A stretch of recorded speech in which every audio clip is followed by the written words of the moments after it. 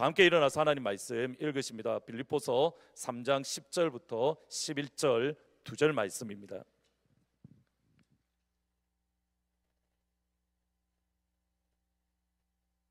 빌립보서 3장 10절부터 11절 말씀입니다.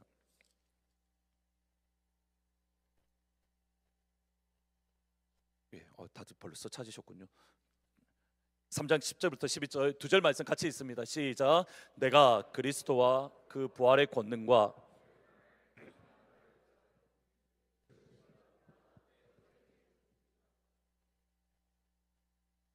아멘. 2절 말씀입니다. 2025년을 시작하면서 이렇게 지난 주일날 열심히 썼다가 사실 지웠던 내용들이 있습니다. 근데 이 말씀을 오늘 말씀드리려고 꼭 여러분들에게 말씀드리면 좋겠다라는 그런 축복의 말씀이 있습니다. 예레미야가 3장 21절 23절에 보시면 이렇게 고백합니다. 다 같이 한번 있습니다. 시작. 그러나 마음속으로 곰곰이 생각하며 오히려 주님의 한결같은 사랑이 다함이 없고 그 긍휼이 끝이 없기 때문이다. 주님의 사랑과 주님의 긍휼이 아침마다 새롭고 주님의 신실이 큽니다. 특별히 23절에 주님의 사랑과 주님의 긍휼이 아침마다 새롭고 주님의 신실이 크십니다. 여기 새롭다라는 이 말, 아침마다 하나님의 사랑이 큽니다, 하나님의 긍휼이 새롭습니다는 이 말은 이전에 존재하지 않았던 전혀 새로운 것을 뜻합니다. 그러니까 우리 표현으로 하면 브랜드 뉴, 완전히 새 제품, 그것이 하나님께서 말씀하시는 새롭다라는 말씀의 의미인 겁니다. 오늘 저와 여러분에게 주시는 하나님의 사랑, 하나님의 은혜는 어제의 은혜가 아닙니다. 어제 여러분에게 주다가 남았던 그 찌끄러기, 그거를 오늘 주시는 게 아니라 오늘 1월 12일은 하나님께서 저와 여러분을 위해서 전혀 새로운 축복을 창조하시고 새롭게 창조하신 축복을 오늘 저와 여러분에게 부어 주시는 겁니다. 우리가 먹다 남은 밥을 내일 볶아서 먹는 이게 아니라 하나님은 날마다 어떻게 하십니까? 새로운 밥을 지어서 새롭게 우리에게 날마다 우리에게 주시는 겁니다. 오늘 우리에게 주시는 축복은 오늘 하나님이 창조하셔서 오늘 우리에게 부어주시는 하늘의 축복. 그러면 1년이 365일이면 적어도 나 한 명을 위해서 하나님은 복을 몇 개를 만드시나요? 365개의 복을 나를 위해서 만들고 계시고, 여러분들 한 명 한 명을 위해서 하나님은 365개의 복을 날마다 창조하시고 여러분에게 허락해 주십니다. 이것이 요한복음에서 예수님이 아버지께서 일하시니 나도 일한다. 하나님은 창세기 1장 2장에서 창조가 딱 끝난 게 아니라 여전히 우리를 위해서 오늘 우리에게 부어주실 하늘 축복을 하나님은 만들어 주고 계십니다. 예수님의 이름으로 축복합니다. 오늘 받을 복을 오늘 받고 내일 복은 하나님께서 내일 부어주시는 그 축복. 1년이 지난 이후에 하나님, 내가 365개의 복을 받았습니다. 조지 뮬러처럼 하나님께서 내게 이러한 축복들, 하나님께서 내게 이러한 은혜를 부어주셨습니다. 우리가 정확하게 기록할 수 있는 것, 우리가 정확하게 이거 하나님이 나에게 주셨고, 이거 하나님께서 나에게 응답해 주셨고, 이거 하나님께서 내게 부어주셨습니다. 우리가 지금 플래너를 쓰고 있는데, 제가 오늘 안 가져왔는데 플래너를 쭉 쓰는데 2025년이 다 지난 이후에 한 장씩 넘겨보니까 365개가 있네. 그 은혜와 축복이 저와 여러분 가운데에, 또 우리 교회 가운데에 있기를 주님의 이름으로 축원합니다. 아멘. 날마다 하나님께서 새로운 복을 창조하시고 또 우리에게 새로운 복을 부어주시기에, 그 다음 우리의 하나님의 부르심에는 우리의 나이와 상관이 없습니다. 지난 주일날 제가 진짜 오래간만에 몇몇 이렇게 어른들한테 목사님 설교에 은혜 받았습니다라는 말씀을 좀 많이 들었습니다. 지난주에는 왜 많이 들었을까 가만히 생각해 보니 지난 주일날 설교가 이거였습니다. 하나님은 93세에도 부르십니다. 93세에도 전쟁터에 나가면 됩니다. 이 말씀에 감동을 받으신 겁니다. 그래서 특별히 일부의 할머니 할아버지들이 목사님 은혜 받았습니다라고 말씀을 많이 해주시는데, 여러분 하나님의 부르심에는 93세도 상관이 없습니다. 하나님의 부르심에는 12살도 상관이 없습니다. 저는 기도합니다. 특별히 우리 2부 예배 때는 더 기도합니다. 우리의 자녀들이 12살짜리가 하나님의 영이 임해서 예언을 하고 하나님의 영광을 바라보며 하나님의 나라를 선포할 수 있는 우리의 자녀들이 될 수 있기를 주님의 이름으로 축원합니다. 90세에도 부름받을 수 있고 50대에도 부름받을 수 있고 10살도 받을 수 있고 병재 형제의 자녀가 모태에서부터 성령의 충만함을 받아 세례 요한처럼 하나님의 영광을 나타낼 수 있는 우리의 자녀들, 우리의 아이들이 다 될 수 있기를, 여러분들의 손자와 손녀가 될 수 있기를 주의 이름으로 축원합니다. 아멘. 평균 연령이 30살일 때에 바울은 60살이 되어서, 그러니까 평균 연령의 2배가 되었을 때에 바울은 여전히 뛰어가겠다 하나님 앞에 고백합니다. 빌립보서 3장 14절에 보시면 그리스도 예수 안에서 하나님께서 위에서 부르신 그 부르심의 상을 받으려고 목표를 바라보고 나는 지금 달려가고 있습니다. 나는 지금 달려가고 있습니다. 이제는 은퇴를 했어도 한참 전에 해야 될 그 바울이 이제는 뛰어가던 걸음이 힘이 없어서 이제는 걸어가야 되고, 걸어가던 발걸음이 자리에 앉아야 되고, 자리에 앉아있던 것이 이제는 누워야 되는 그때에 바울은 나는 누워있기도 싫습니다. 나는 앉아있기도 싫습니다. 나는 걸어가기도 싫습니다. 나는 하나님이 나에게 주신 목표를 향해서 나는 달려갈 겁니다. 하나님이 주신 꿈을 위해서 나는 뛰어갈 겁니다.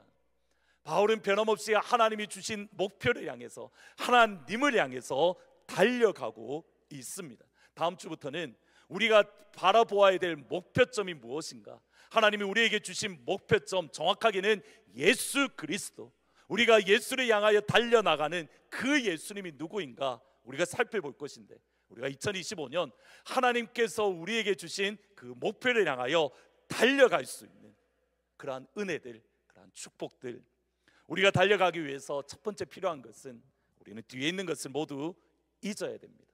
영적 승리도 잊어야 되고 영적 실패도 잊어야 되고, 이것을 다르게 표현하면 예수님의 보혈로 우리의 모든 것들을 잊어야 되고 예수님의 보혈로 우리의 모든 것들을 지워야 됩니다.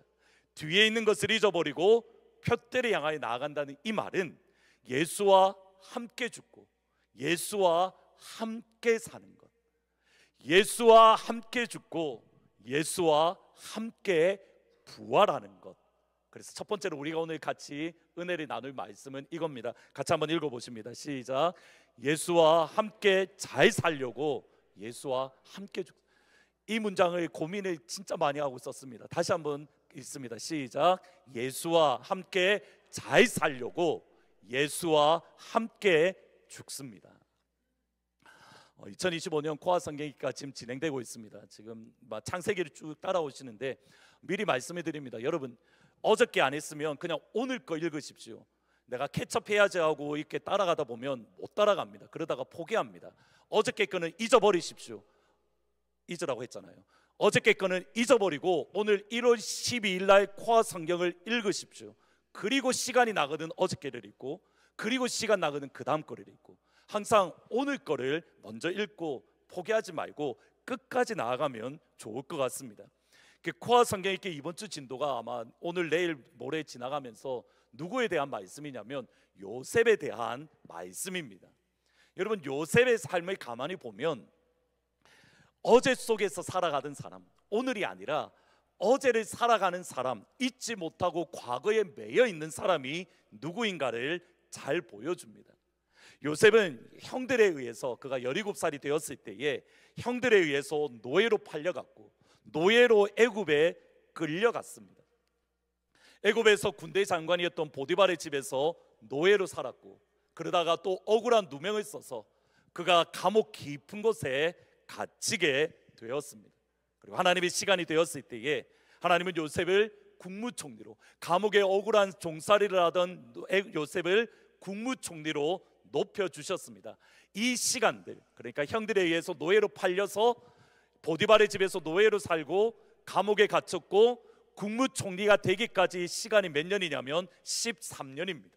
17살에 노예로 팔려가서 30살에 국무총리가 되었던 겁니다. 그리고 7년 동안 풍년의 기간 동안 그가 지혜롭게 행동했고, 이제 흉년이 시작된 지 2년 만에, 그러니까 국무총리가 된 지 9년 만에 자신을 노예로 팔았던 형들, 자신을 배반했던 형들을 만나게 되었습니다. 시간이 대략 22년의 시간이 걸린 겁니다. 22년 만에 자신을 팔았던 형들, 자신을 배반했던 형들을 만나서 요셉은 그들을 용서해 주었습니다. 형들은 요셉에게 나아가서 내가 너에게 잘못했어, 내가 너를 배반했어, 내가 너를 팔았어, 미안해. 요셉의 형들은 요셉에게 용서를 구했고 요셉은 형들을 용서했습니다. 하나님의 시간에 요셉과 형들은 서로 화해를 했던 겁니다. 화해를 하고 나서 그 이후에 17년 동안 살았습니다. 아버지와 함께, 아버지 야곱과 함께, 그리고 그의 모든 친척들과 함께. 이전에는 애굽에서 홀로 살았는데 이제는 그의 가족들과 함께 17년 동안 살았습니다. 17년 후에 아버지가 죽은 이후에, 여기서 중요합니다. 17년 동안 아버지와 형들이 살은 이후에 아버지가 죽고 형들이 요셉을 찾아옵니다. 창세기 50장 17절 18절. 여러분, 형들이 어떻게 살았는가를 보시면 됩니다. 같이 있습니다. 시작. 우리 아버지께서 섬기시는 그 하나님의 종들인 우리가 지은 죄를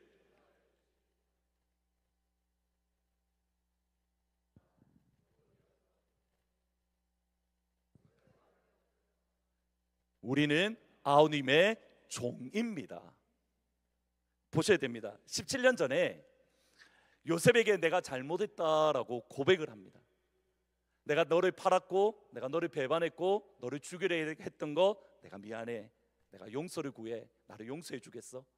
요셉은 그 형들을 이미 용서해 주었습니다. 왜냐하면 하나님이 그의 마음을 이미 만져주셨기 때문에. 노예로 끌려왔고 억울한 종살이를 하는 가운데서 하나님은 그의 마음을 만져주었기 때문에 요셉은 하나님처럼 하나님의 성품을 조금씩 닮아가는 하나님의 사람으로 그가 변화되어져 갔습니다. 요셉은 그의 형들을 이미 용서해 주었고, 창세기 50장 맨 마지막 절에 보면 요셉은 하나님이 주시는 소망, 하나님이 주시는 비전, 하나님이 주시는 꿈을 꾸는 하나님의 사람이 되었습니다. 그런데 17년 전에 용서를 구하고 용서를 했고 화해를 했는데 형들은 17년이 지난 이후에 뭐라고 이야기합니까? 나를 용서해 주겠니? 나는 너의 노예야, 나는 너의 종이야. 17년 전에 이미 해결되었는데, 이미 용서했고 용서를 받았고 화해했는데, 그러면 요셉의 형들이 17년 동안 어떻게 살았다는 겁니까? 두려움 속에 산 겁니다. 혹이라도 요셉이 나를 해코지하면 어떻게 하지? 혹이라도 요셉이 나를 감옥에 쳐놓으면 어떻게 하지? 혹이라도 요셉이 나를 죽이면 어떻게 하지? 17년 전에 발목이 딱 잡혀서 앞으로 전혀 나아가지 못하고 여전히 두려움 속에, 여전히 무서움 속에. 요셉은 이미 용서하고 화해하고 한 가족으로 행복하게 살았는데 형들은 요셉을 볼 때마다 겁이 나는 겁니다. 또 나를 감옥에 가두면 어떻게 하지? 내가 요셉을 죽이려고 했는데, 내가 요셉을 배반했는데. 그 17년의 삶이 어쩔 수 없이 내려와 있긴 하지만 그 17년의 삶이 항상 가시방석인 겁니다. 김병삼 목사님이 쓰신 모든 날은 은혜스럽다라는 책이 있습니다. 우리의 모든 날은 은혜스럽습니다. 여러분의 모든 삶, 모든 시간, 모든 순간이 하나님의 은혜 안에서 은혜롭다라고 고백할 수 있는 그러한 삶, 그러한 믿음. 책에서 김민삼 목사님이 이렇게 또 다른 아시는 한 목사님의 이야기를 이렇게 말씀을 하시는 겁니다. 소명을 받기 전에, 목회자로 부름을 받기 전에 세상에서 지낼 때에 평상시에 친하게 지냈던, 그러니까 세상에서 예수를 믿기 전에 세상에서 지낼 때 보냈던 친구가 어느 날 교회 맨 앞자리에 와 있는 겁니다. 여러분, 그러면 목사님이 행복할까요? 아니면 설렁거릴까요? 여러분의 과거 전적을 아는 분들이 이 자리에 어느 날 왔다라고 하면 여러분은 행복하실까요? 아니면 가슴이 철렁거릴까요? 목사님이 예전에 내 모습을 다 아는 분이 딱 여기 앉아 있으니까 가슴이 철렁거리는 겁니다. 그렇게 한 주, 두 주, 몇 주가 지났는데, 몇 주가 지난 이후에 이 사람이 갑자기 목사님이 찾아온 겁니다. 그리고 이렇게 말합니다. 네 옛날 내가 다 까발리기 전에 돈 줘. 여러분, 어떻게 해야 될까요? 예수 만나기 전에, 예수 믿기 전에 네 어떻게 보낸 거 내가 잘 아는데 내가 그거 다 교회에 이야기할 거야. 그 전에 나에게 돈 줘. 그 협박 때문에 목사님 너무 힘들어 하셨답니다. 교회에 말하지는 못하고 어떻게 해야 될까 끙끙 앓으셨다. 어제의 내 모습이 드러날까 봐, 어제의 내 모습을 모두 알면 사람들이 실망하고 미워할까 봐, 나가서는 목회자이기에 목회를 못하게 될까 봐. 여러분, 주님의 말씀은 분명합니다. 예수님의 십자가의 보혈은 우리의 죄를 정결케 해 주십니다. 우리가 예수 안에 있으면, 예수를 믿으면 결코 정죄함이 없습니다. 로마서 8장 2절에 그리스도 예수 안에 있는 생명의 성령의 법이 너희를 붙들고 있던 죄와 사망의 법에서 이미 해방하였느니라. 우리가 왜 예수를 믿냐면, 그 예수를 믿으면 내가 예수 믿기 전에 있었던 모든 죄악된 모습들, 모든 연약한 모습들, 모든 무너진 모습들을 예수님이 정결케 해주시기 때문에, 예수님이 나를 새로운 존재로 거듭나게 해 주시기 때문에, 이전 것은 지나갔으니 보라 새 것이 되었도다. 여러분, 조건은 뭡니까? 하나님 앞에 나아가 예수의 보혈로 주님 나를 용서해 주십시오라고 하나님 앞에 나아가는 것, 이것을 회개라고 부르는 겁니다. 우리가 회개한다는 이 말은 예수님과 함께 십자가에서 죽는 겁니다. 회개하면 예수님은 우리의 죄를 정결하게 해 주십니다. 예수와 함께 십자가에 죽으면 나의 모든 죄를 예수님은 지워버리십니다. 나의 모든 죄를 예수님은 정결하게 하시고 깨끗하다고, 거룩하다고, 온전하다라고 예수님은 말씀해 주십니다. 이것이 요한일서 1장 7절 9절 말씀입니다. 같이 한번 읽어보십니다. 시작. 그러나 하나님께서 빛 가운데에 계신 것 같이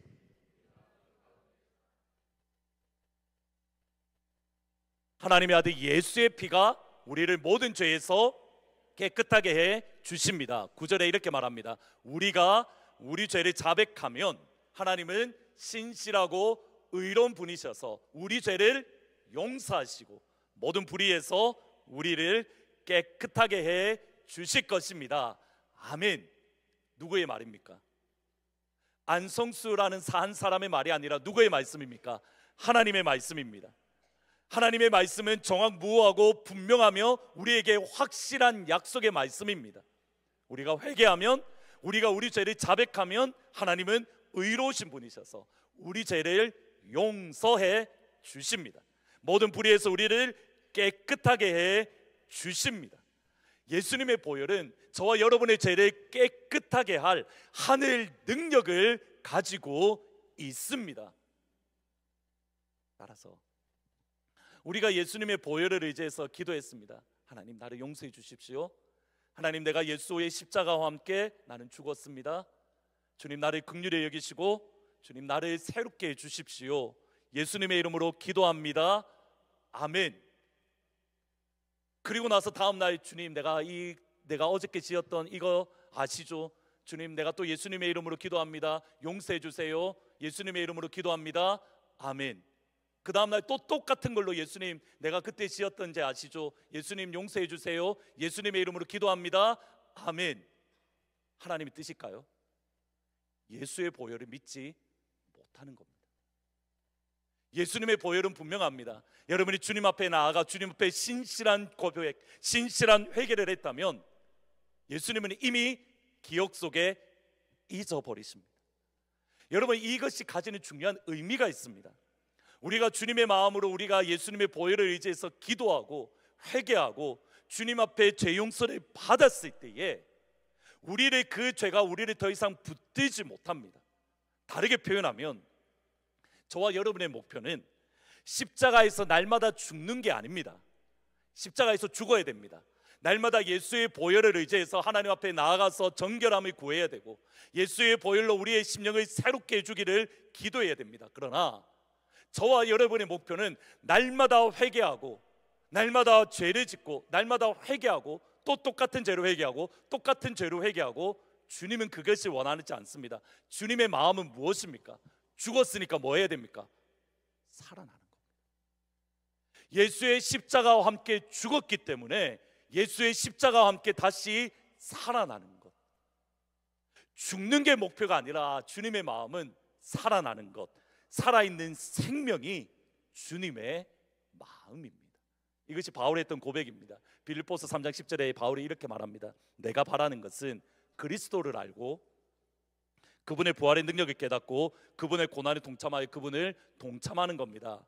그리하여 11절에 어떻게 해서든지 죽은 자 가운데에서 부활에 이르려고 합니다. 바울은 내가 날마다 내가 예수님의 교회를 무너뜨리려 했던 것, 또는 스데반 집사를 죽이는 데 앞장섰던 것, 내가 그것을 날마다 회개합니다, 또 회개합니다, 또 회개합니다 라고 하지 않습니다.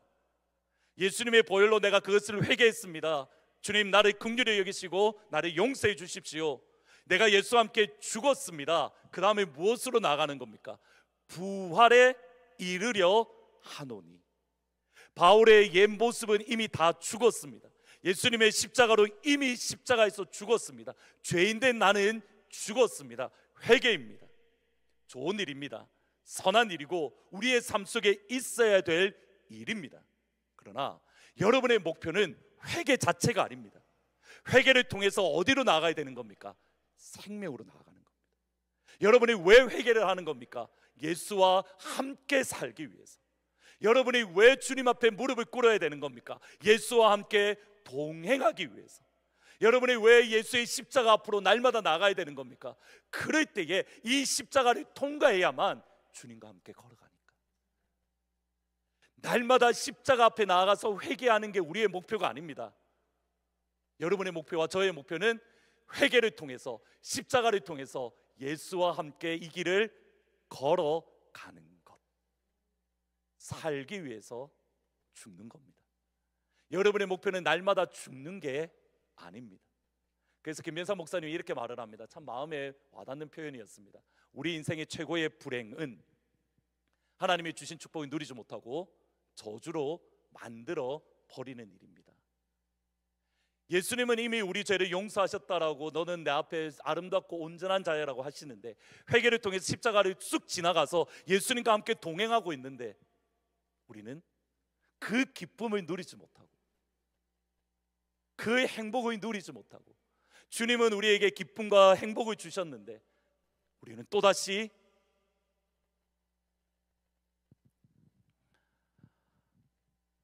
(2025년이) 시작하는 이때에 여러분, 우리를 붙들고 있었던 여러분의 가정들, 여러분을 붙들고 있었던 모든 죄의 권세를 이 시간 예수님의 이름으로 먼저 회개하기를 축원합니다. 우리가 먼저 십자가를 지나가야 됩니다. 맞습니다. 우리가 십자가를 지나간 이후에는 다시는 과거가 여러분을 붙들지 못합니다. 십자가를 지나간 이후에는 예수와 함께 이 길을 걸어갈 줄 믿습니다. 그러기에 주님께서 우리에게 하시는 말씀은 이겁니다. 일어나라. 죄에 앉아만 있지 말고, 죄에 앉아 회개하는 자리에만 있지 말고, 이제는 뭐라고요? 스탠드업. 주님을 위해서 일어나라. 나와 함께 이 길을 걸어가자. 주님이 우리를 향하여 주시는 그 생명의 자리, 그 축복의 자리로 주님과 함께 걸어갈 수 있는 사랑하는 모든 주의 성도들, 또 주의 가정이 되기를 주님의 이름으로 축원합니다. 여러분, 믿음으로 같이 한번 선포하면 좋겠습니다. 같이 일어나라 내 영혼아 일어나라. 같이 고백합니다. 시작. 일어나라 내 영혼아 일어나라. 이렇게 하겠습니다. 시작. 내 영혼아 일어나라. 다시 한번 고백합니다. 시작. 내 영혼아 일어나라. 마지막으로 고백합니다. 시작. 내 영혼아 일어나라. 아멘. 오늘 이 시간 여러분 이 문에 나갈 때에 더 이상 옛날의 저주가 여러분을 붙잡지 못합니다. 이제는 일어나서 예수와 함께 즐겁게, 예수와 함께 행복하게, 예수와 함께 기쁨으로 주와 함께 동행하는 그 축복을 누릴 수 있기를 주님의 이름으로 축원합니다. 우리가 그렇게 할 수 있는 이유는 여기에 있습니다. 하나님은 첫째 날에도 행복하셨습니다. 하나님은 첫째 날에도 미소 지으셨습니다. 예수님과 함께 달려나갈 때에, 예수님을 향해서 우리가 걸어가고 달려갈 때에 차이가 있을 수 있습니다. 여러분, 이렇게 저희 나이 때는 지금도 하는지 모르겠는데 이렇게 1년에 한 번씩 체력장을 했습니다. 체력장을 하면 저는 달리기를 진짜 못하는데, 제가 중학교 때, 고등학교 때 100m를 하면 그때는 날씬했습니다. 지금 몸매 아닙니다. 그때는 제가 60kg, 65kg 왔다 갔다 했을 텐데 날씬했었습니다. 그때 제가 100m를 열심히 달리면 몇 초였냐면 최고 기록이 18초였습니다. 그리고 평균이 20초였습니다. 이게 어떤 의미인지 잘 모르실 것 같은데, 거의 제가 달리면 제 뒤에 거의 없습니다. 제 뒤에 한 명 내지 두 명 있고, 이렇게 쭉 줄을 세면 대부분 다 제 앞에 있지 제 뒤에 있는 친구들이 없었습니다. 우리가 예수님과 함께 뛰어갈 때에 어떤 누군가는 저 앞에 달리는 사람들이 있을 겁니다. 어떤 누군가는 중간에 있는 사람들도 있을 거고, 저처럼 맨 뒤에서 앞 사람을 보고 달려가는 사람들도 있을 겁니다. 여러분, 교회가 그렇습니다. 오늘 우리가 함께 믿음으로 달리기를 시작할 때에 어떤 누군가는 저 앞에 고급반으로 선수처럼 달리는 사람들도 있고, 어떤 사람은 이제 열심히 운동을 해서 뛰어가는 사람들도 있고, 어떤 사람은 저처럼 초급반처럼 막 뛰어가는 사람들도 있을 겁니다. 여기에서 우리가 기도해야 될 제목이 있습니다. 그것이 빌립보서 3장 6절입니다. 바울은 이렇게 고백합니다. 주의 성도들에게 하나님의 말씀은 이렇게 말합니다. 같이 읽어봅니다. 시작. 어쨌든 우리가 어느 단계에 도달했든지 그 단계에 맞추어서 행합시다. 바울은 분명하게 고백을 합니다. 교회를 가만히 바라보니 믿음의 단계들이 다 있는 겁니다. 어떤 누군가는 선수처럼 저 멀리 달리는 사람도 있고, 어떤 이는 저처럼 뒤에서 천천히 달리는 사람도 있고, 모든 사람들이 바울의 단계는 아닙니다. 모든 사람들이 베드로의 단계는 아닙니다. 어느 누군가는 빨리 달리는 이도 있고, 어떤 누군가는 뒤에 천천히 달리는 이들이 있고, 우리의 가정에도 남편과 아내 사이, 부모님과 자녀 사이에 각각의 믿음의 단계가 있고, 코아에서도 믿음의 단계가 있고, 우리 교회에도 믿음의 단계들이 있습니다. 여러분, 중요한 건 이겁니다. 내가 어느 단계에 있는가 중요합니다. 그러나 그것보다 훨씬 중요한 것은 뭐냐면, 내가 있는 그 단계에서 무엇하는 겁니까?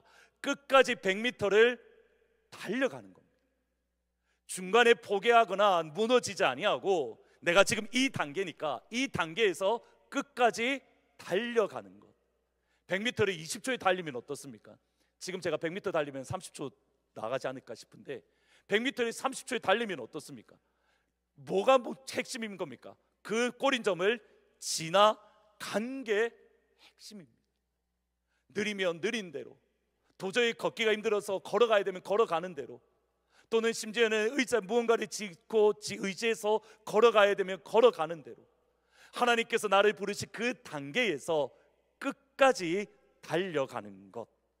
여러분, 여기에 놀라운 하나님 나라의 신비가 있습니다. 그것이 하나님은 첫째 날에도 좋아하셨다는 말씀의 뜻입니다.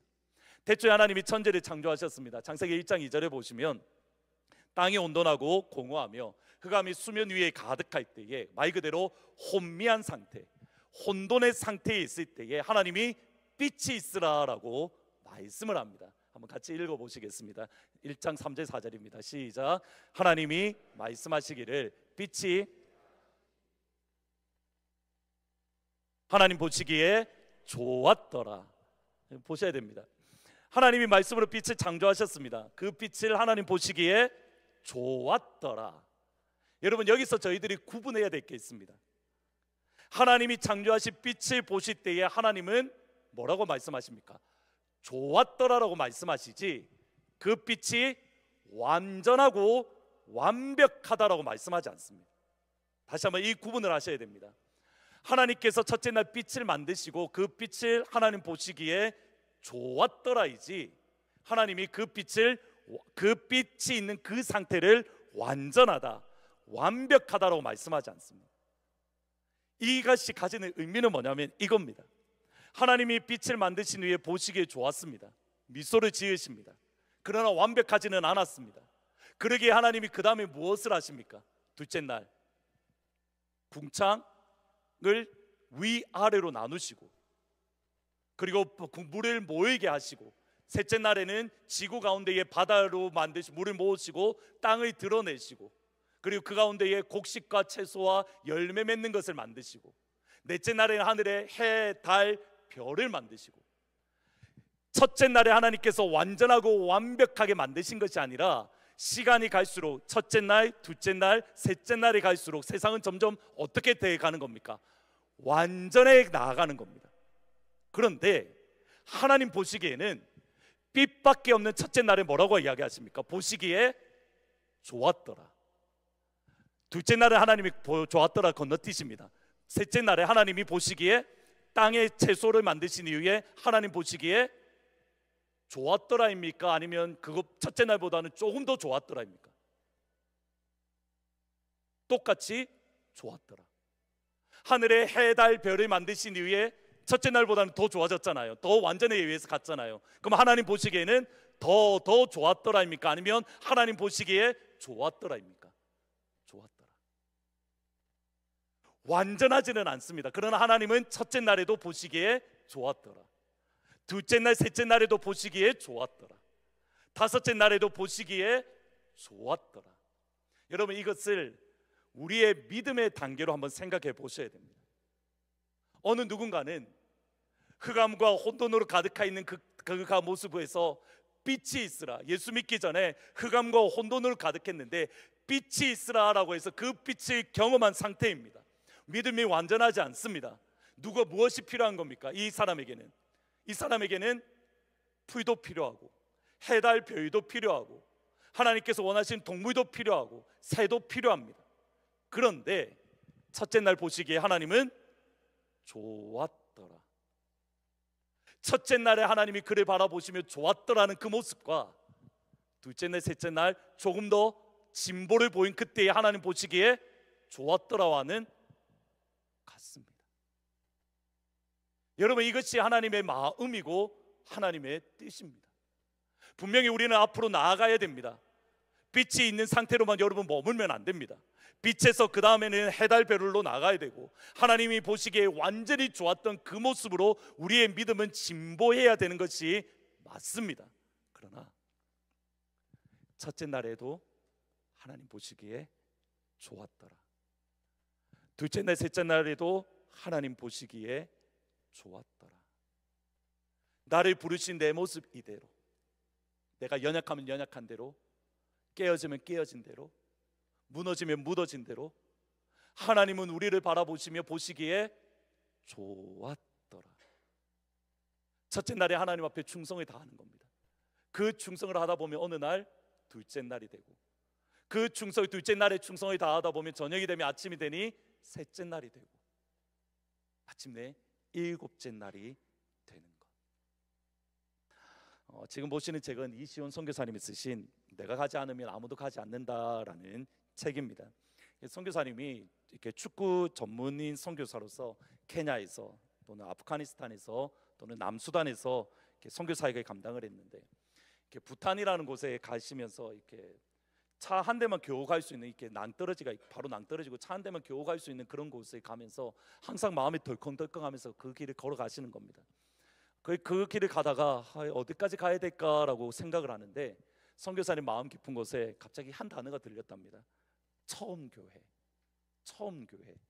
이 처음 교회가 하나님 무슨 말씀입니까? 라고 고민하는 가운데에 하나님이 주셨던 마음이 이겁니다. 너는 이 땅의 처음 교회다. 선교사로서 가는데 너는 이 땅의 처음 교회다. 그러니까 이 선교사님을 보는 모든 사람들은 뭡니까? 저분이 교회라는 것 자체를 처음 보는 겁니다. 예수를, 물론 지하 교회가 다들 숨어서 예수를 믿고 있습니다. 그러나 선교사님에게 그 예수 믿는 것을 드러내기 때문에 선교사님을 보는 사람들은 처음 교회였던 겁니다. 그러면 내가 교회로서 이 부탄 사람들에게 어떤 교회를 보여줄 수 있을까? 선교사님이 고민하기 시작한 겁니다. 내가 이 땅에서 주님의 거룩한 교회가 될 수 있을까? 나와 우리 가족이 처음 교회가 되어 과연 나를 바라보는 사람들이 예수님이 원하시는 그 영광, 하나님의 영광스러운 교회를 보여줄 수 있을까? 나는 여전히 이렇게 연약한데, 나는 여전히 이렇게 죄가 많은데, 나는 여전히 이렇게 불쑥불쑥 성격이 떠오르는데, 과연 그 예수님의 영광을, 예수님을 보여줄 수 있는 처음 교회가 될까? 사람들이 나를 바라보며 예수님을 오해하면 어떻게 하지? 사람들이 나를 바라보며 교회를 오해하면 어떻게 하지? 사람들이 나를 바라보며 하나님을 오해하면 어떻게 하지? 그렇게 고민하시는 가운데에 마지막에 이렇게 기도문을 쓰십니다. 이 땅에 주를 믿는 모든 사람들이 처음 교회가 되게 해주십시오. 자기 사람들이 사랑하되 끝까지 사랑하는 교회, 한 사람을 위해 땅끝까지 복음을 전하는 교회, 메마른 땅을 걸어가도 피곤치 않는 교회, 간절한 소리가 끊이지 않는 교회, 죽음을 두려워하지 않는 교회, 부활의 생명을 전하는 교회, 예수님만 사랑하는 교회, 순교하는 교회, 땅끝에서 주님을 만나는 교회. 예수님, 당신은 영원한 하나님이십니다. 사람들이 나를 바라보면서 예수님을 오해하면 어떻게 할까 고민하며 아파하는 것이 아니라 그 가운데서 주님의 교회를 보여두면 주님께서는 예수님만 사랑하는 교회를 보여주시고 그 모습 그대로 주님은 보시기에 좋았더라.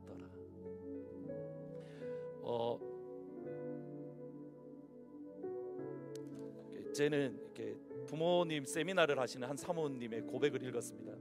그 고백에 뭐라고 하시냐면, 이렇게 아이를 낳고 키우는 과정 속에서 사모님이 참 많이 힘드셨답니다. 왜 힘들었냐면, 아마 여기 부모님들은 다들 그런 마음이실 것 같은데, 사랑하는 마음으로 이렇게 아이에게 이런 말도 하고 이렇게도 하고 또 저렇게도 훈육하고 또 뭐 여러 가지를 다 좋은 것을 해주는데, 사모님의 고백 워딩이 딱 이렇습니다. 내 손이 닿을 때마다 아이가 잘못되는 것 같았다.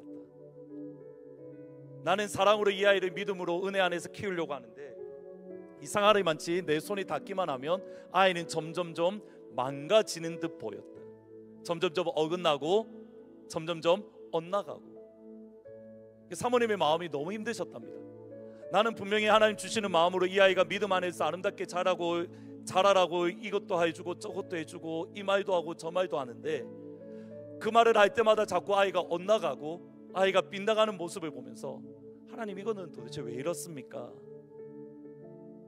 여러분, 이 땅에 하나님 외에는 완벽한 부모님은 없습니다. 하나님은 완전한 부모님이십니다. 근데 여기에 하나님의 놀라운 은혜가 있습니다. 완전한 부모님이신 하나님이 불완전한 나를 믿고 여러분의 자녀들을 여러분에게 맡겨주셨습니다. 하나님은 여러분이 불완전한 거 알고 계십니다. 여러분의 손이 닿을 때마다 아이들이 믿음으로 가기도 하지만 여러분이 손이 닿을 때마다 아이들이 어긋날 수도 있습니다. 그렇다고 여러분 손 떼실 겁니까? 아닙니다. 하나님의 마음은 여전히 그 아이를 품에 안고 그 아이를 믿음의 길로 이끌어가고, 하나님은 그 모습 그대로 실수할 때도 있고 뒤돌아보니 그때 이렇게 했으면 도와주었을 것이라고 생각할 수 있지만, 근데 그 자리 그때에 하나님은 그것을 좋아하십니다. 여러분, 그리스도인으로서 저와 여러분이 똑같습니다. 저와 여러분이 처음부터 예수님만 사랑하는 교회가 될 수가 없습니다.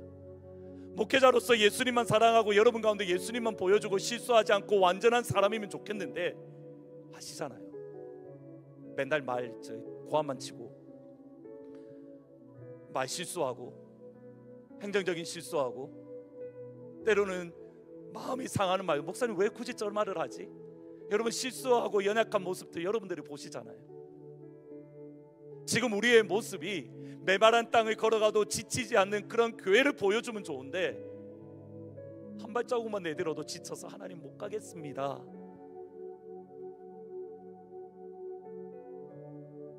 근데 여기에 하나님 나라의 신비가 있습니다.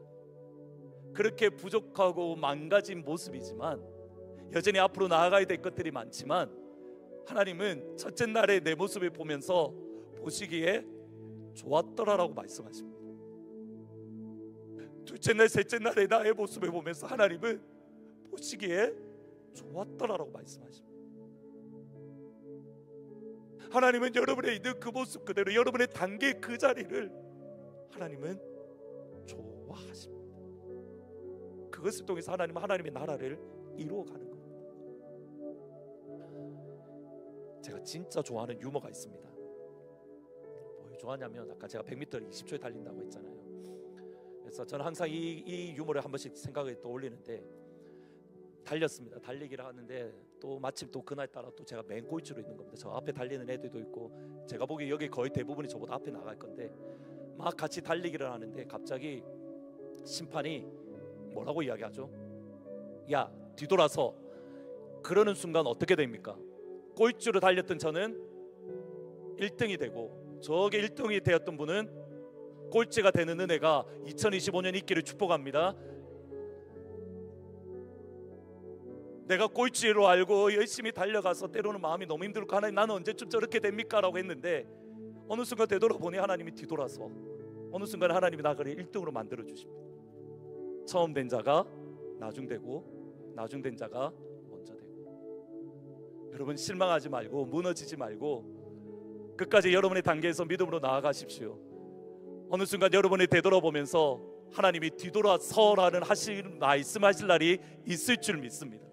우리 함께 2025년 같이 부족하지만, 연약하지만 손을 잡고 하나님이 우리를 부르신 부름을 향하여 믿음으로 나아갈 수 있는 하나님의 교회가 될 수 있기를 주의 이름으로 축원합니다. 하나님은 여러분을 행복해 하십니다. 하나님은 여러분을 미소 지으십니다. 하나님은 여러분을 기뻐하고 계십니다.